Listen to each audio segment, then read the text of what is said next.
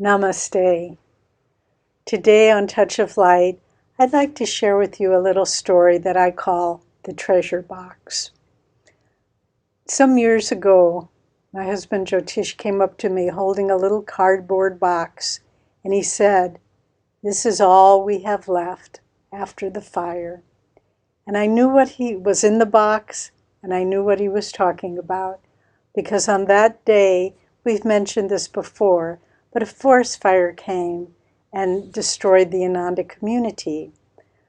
On that day, I was leaving the home to take our child for a checkup, and I looked around and I cleaned the house before I left, but I didn't have time to clean our meditation room, and there were many sacred things in there, and I thought, oh, I don't like leaving them in a dusty room. So I took all the treasures off the altar, some hair from our Guru Yoganandaji that was in a little silver box, a mala that had been blessed by Anandamoy Ma, different things that were sacred to us, and pictures of our gurus. And I put them all in this little box. And I placed that box by the door of the meditation room because I thought when I come back, I'll clean the room and I'll put them all back. Well, I was away when the fire struck, but Jyotish came, and all he had time to rescue from the house was that box from the meditation room. And this is what he presented to me. And that little box, we traveled in those days after the fire. We lived in a series of temporary houses until we could rebuild. But that little box was our treasure box.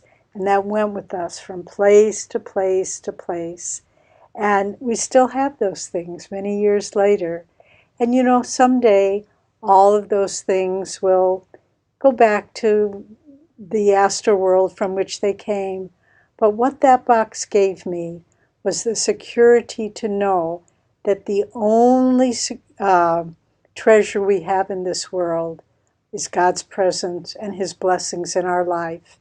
Once someone asked Paramahansa Yogananda, kind of a supercilious person, said, "What are the assets of your organization?"